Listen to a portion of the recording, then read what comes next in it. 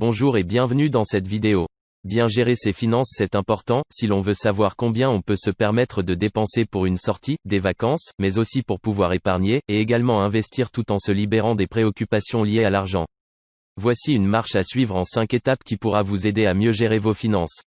Avant de commencer, assurez-vous de vous abonner à la chaîne YouTube afin d'être averti dès la publication de nouvelles vidéos. Vous pouvez également télécharger gratuitement le guide de la liberté financière dont le lien se trouve dans la description. Étape numéro 1, se payer en premier. Se payer en premier signifie que lorsque vous recevez votre salaire sur votre compte bancaire, vous devez en mettre une partie immédiatement de côté et ne plus y toucher. Cela vous permettra de commencer à épargner petit à petit. Si vous êtes souvent dans le rouge, commencez avec 5%.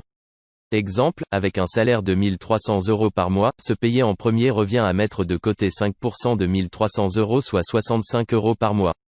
Si vous pouvez vous permettre de vous payer plus, faites-le. Augmentez régulièrement ce pourcentage en fonction des économies que vous réaliserez. Se payer en premier vous oblige à vous priver d'une partie de votre revenu afin de vous constituer une épargne, mais surtout de mieux adapter vos dépenses. Avec une partie de vos revenus en moins mais qui est épargnée, vous devrez réduire vos dépenses courantes pour ne pas être à découvert. Étape numéro 2, trier ses dépenses. Pour classer vos dépenses, prenez vos derniers relevés de compte bancaire et classez toutes les dépenses en deux catégories, les charges fixes et les charges variables.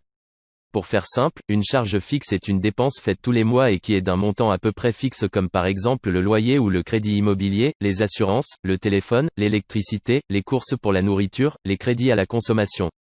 Au contraire, une charge variable ne revient pas tous les mois et son montant n'est pas fixe comme par exemple l'achat de vêtements, les sorties au restaurant ou au cinéma. C'est principalement sur les charges variables que vous pourrez agir et réduire vos dépenses puisqu'elles ne sont pas forcément essentielles. Vous pouvez aller plus loin dans la réduction des dépenses en réduisant aussi vos charges fixes en prenant un logement moins cher, ou en remboursant vos crédits à la consommation rapidement par exemple. Étape numéro 3, rembourser ses mauvaises dettes. Les mauvaises dettes sont des crédits que vous avez contractés mais qui ne vous rapportent rien. Vous devez par contre en rembourser tous les mois les mensualités.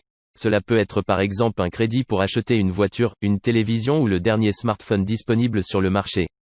Essayez dans la mesure du possible de toujours acheter ce type de bien comptant, sans vous endetter ou sans le payer en plusieurs fois. Économisez et payez-le en une fois pour ne pas différer cette dépense et ne pas risquer de vous retrouver à découvert. Une bonne dette en revanche est un crédit dont vous payez certes les mensualités tous les mois mais qui vous rapporte en contrepartie de l'argent. Il s'agit en général de crédits contractés pour de l'immobilier locatif, c'est-à-dire un appartement que vous avez acheté et que vous louez à un tiers ou tout autre bien qui rapporte un loyer, comme un parking, un immeuble, une maison ou encore un local commercial. Étape numéro 4, établir un budget. La somme maximale que vous pourrez utiliser est le montant de votre salaire. Ainsi, si vous gagnez 1300 € par mois, votre budget global mensuel sera de 1300 €. Vous devez cependant répartir cette somme entre différents postes de dépenses. Les charges fixes doivent être payées en second. La première dépense à faire étant de vous payer en premier, au minimum 5% de vos revenus.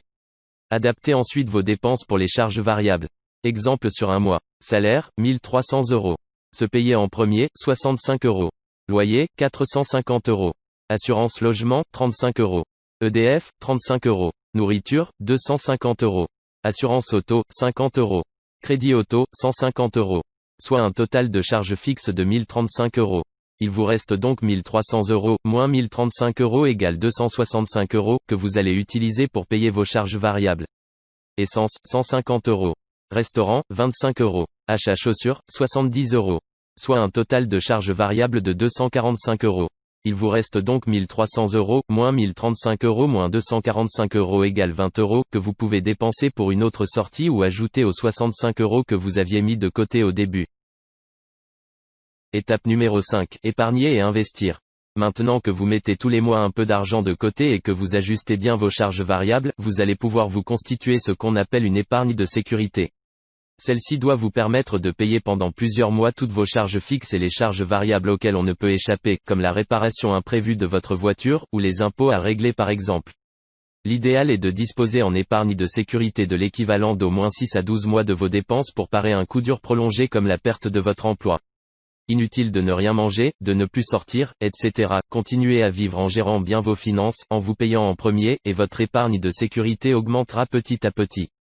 Pour aller plus vite, vous pouvez également prendre pour quelques mois un second emploi, vendre des objets que vous n'utilisez plus ou encore, vendre vos services à vos voisins si vous avez des compétences particulières. Une fois cette épargne de sécurité accumulée, vous allez pouvoir vous constituer une épargne pour investir. Réorientez les 65 € que vous versiez, en espérant que vous arrivez maintenant à mettre de côté plus que ces 65 € vers un autre compte qui sera dédié à de l'investissement en immobilier, en bourse, pour créer une entreprise. Vous pouvez aussi allouer des sommes sur une assurance vie ou acheter des parts de SCPI. Merci d'avoir suivi cette vidéo jusqu'au bout. Si vous l'avez appréciée, n'hésitez pas à la commenter ou à la partager et à vous abonner à la chaîne pour ne manquer aucune nouvelle publication. Téléchargez également gratuitement le guide de la liberté financière pour commencer à développer des sources de revenus. À bientôt.